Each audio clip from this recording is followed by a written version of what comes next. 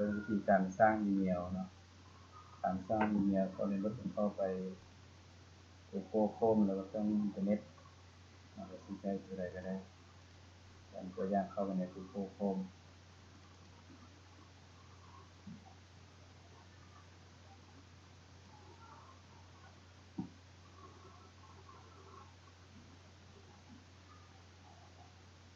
แล้วเปิดขึ้นมาแล้วให้พิมพ์คำว่า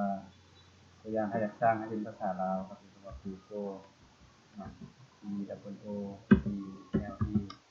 แล้วไปจำเม็ดเป็นเป็นดอทลาแล้วจำเม็ดลาเป็น Google ของเราแล้วกด Enter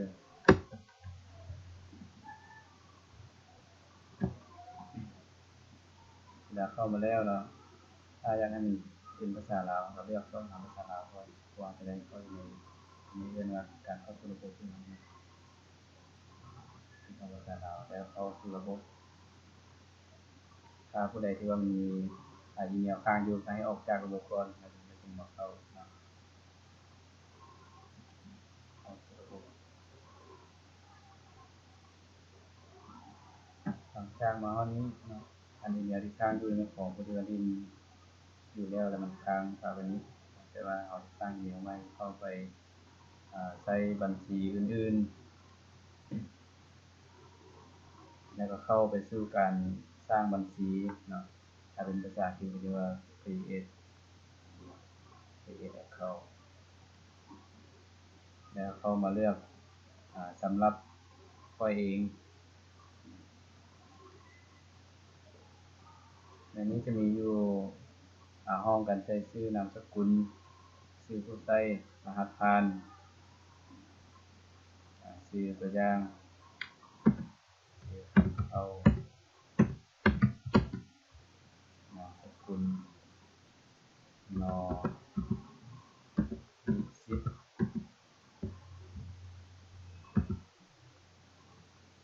แล้วอีเมลสมมติว่าเราบ่อยากเลือกเองหรือบ่อยากสร้างเองก็เลือกเอาที่มันสร้างมาให้มีรูปนี้ก็ได้ตัวอย่างที่มีรูปนี้มันคำเขานอสิทธิ์เขียนต่อเนื่องกันไปเลยหรือว่าอยากพิมพ์เองอยากพิมพ์เองก็พิมพ์ไม่ก็ได้อยากพิมพ์เองคำเขาถ้าอยากให้มันผ่านไว้ต้องอยู่บนว่างระหว่างคำเข้าเนาะมีชื่อและนามสกุลต้องมันเป็นจำเม็ดถ้าอยากให้มันผ่านได้มันได้ไวเนาะใส่นอรสิทธิ์อาจจะใส่เป็นตัวย่อบ่หรือว่าตัวเขียนบ่ก็ได้ถ้าใส่ย่อก็เป็นอาจเป็น NLS ก็ได้นะ NLS น้อยไปไหนก็ได้นะเวลาพิมพ์ก็แม่นเป็นตัวน้อยที่ก่อนแล้วมารหัสผ่านได้ยืนยันอันนี้มันตัวเดียวกันรหัสเนาะใช้คือกันแล้วให้เปิดตาตัวนี้ออกเพื่อให้เบิ่งรหัสให้มันเห็นชัดเจนเนาะการใส่รหัสถ้าอยากให้ป้องกันได้ดีก็ต้องมีอักษรอยู่นำเป็นตัวเลขถ้าได้ฮอด8ตัวให้ดีนะแต่ทำบ่ได้เราใส่รูปออกมา6ตัวอย่างบ่ได้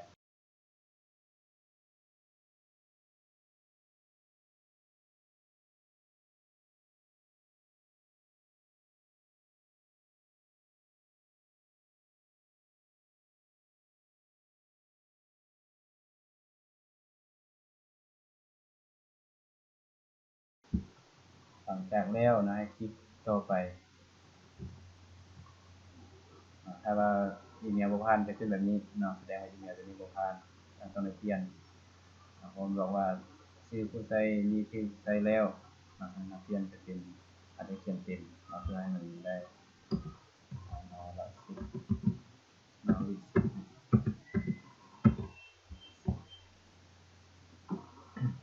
ในอย่างนึงก่อนที่เราจะไปต่อนั้นพยายามให้ชื่ออีเมลตัวนี้เนาะให้เขียนให้ปื้มหรือว่าเจียไว้หรือว่าบันทึกไว้ในโทรศัพท์เพื่อมันจะหาได้คือในนี้เขียนว่าคำเข้าจำเม็ดจำเม็ดต้องมี knowledge@gmail.com เนาะอันนี้คืออีเมลและตัวร่มจะมันมาชื่อรหัสเขียนไว้เนาะรหัส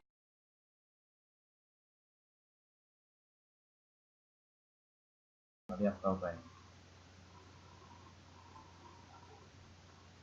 ถ้ายังบ่ผ่านนี้เขาต้องได้แก้ไขจนให้มันได้เนาะต้องแก้ไขไปเรื่อยๆอาจจะตื้อมาได้อันนึงเข้าไปบ่หรือว่า ที่เขียนต่อเนื่องแต่กรณีที่เขียนต่อเนื่องนั้นมันจะยากเวลาผู้จะไปจำแนกชื่อกับนามสกุลนั้นจะยากฉะนั้นจำเป็นที่ต้องดีที่สุดแล้วตื่มท้ายอาจจะตื่มเป็นปีเกิดบ่หรือว่าอันอื่นๆที่ว่าสำคัญเลขสำคัญของเขาตื่มที่ก็ได้นะเป็น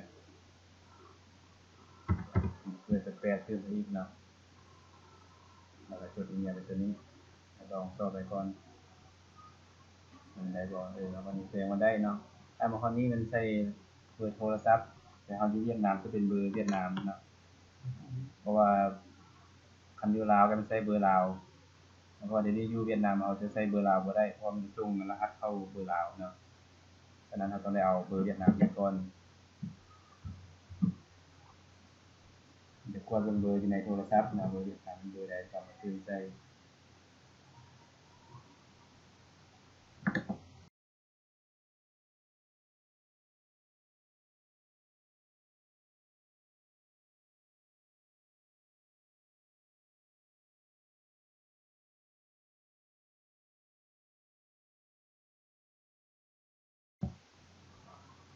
แล้วเลือกต่อไป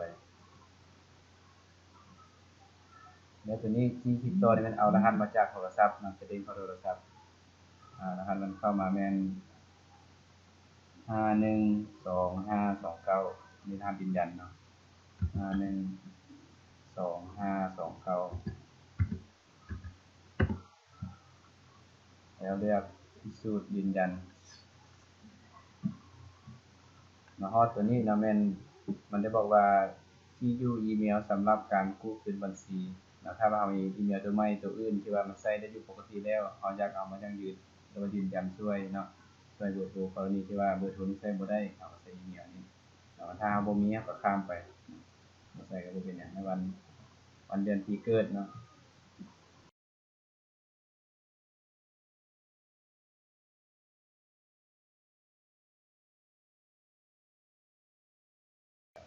เพศเนี่ยจะมีให้เลือกมีเพศหญิงเพศชายหรือบ่ต้องการบอกหรือกำหนดเองแล้วแต่จะว่าในนี้เอาเป็นเพศชายเนาะใส่เพศชายแล้วก็เลือกต่อไปว่าเฮาตัวนี้ที่ว่าใกล้สำเร็จแล้วเนาะก็ให้เฮาคลิกเลือกแม่นค่อยเข้าร่วมอันนี้ก็ให้เลือกเอาตัวนี้เข้าไปแล้วให้คลิกตัวเลื่อนลงมาเนาะให้เห็นคำว่าค่อยเห็นดีเลือกที่กับตัวนี้รอท่าเนาะผู้ใดเฮ็ดผู้ใดไว้มันจะไวขึ้นถ้าเห็นอักษรชื่อขึ้นต้นของเฮามันขึ้นอยู่จุดแจ้งวันนี้แสดงว่าเดี๋ยวนี้เข้าอีเมลได้แล้วเนาะแล้วเราก็เข้าไปกดเบิ่งว่าอีเมลเขาใช้ได้แท้บ่ก็เข้าไปบรรดาจุดที่มีเม็ดจ้ำๆอยู่ในคอมเมนต์เนาะคลิกเลือกอันนี้อยู่ในนี้จะมีหลายๆอย่างคือตัวนี้จะเป็น Gmail ที่เราได้นำใช้ตัวนี้จะเป็น Gmail แล้วก็นำใช้มันด้วยเนาะด้วยตัวนี้เป็นตัวเก็บข้อมูลสำคัญต่างๆเพราะว่าเดี๋ยวนี้เราจะบ่ค่อยได้ใช้ USB เนาะคันใช้ USB หลายก็ไวรัสจะเข้ามันจะเฮ็ดให้มีปัญหาในการเก็บข้อมูลหรือว่าไว้ในคอมพิวเตอร์ข้อมูลสำคัญอาจจะหายเนาะทางไวรัสกินแต่ว่าไดรฟ์ตัวนี้มันบรรจุได้อยู่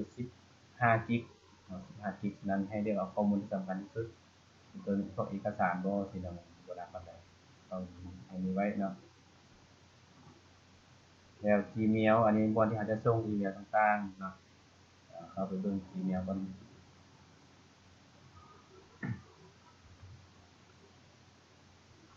เพื่อที่จะค่อยเอาเนี่ยอันนี้เป็นย้อนอินเทอร์เน็ตเนาะภาษาก็ค่อยพลาดแล้วเราก็เลือกต่อไปแล้วเลือกตกลงอันนี้ถือว่าการสร้างอีเมลถือว่าเสร็จสมบูรณ์เนาะ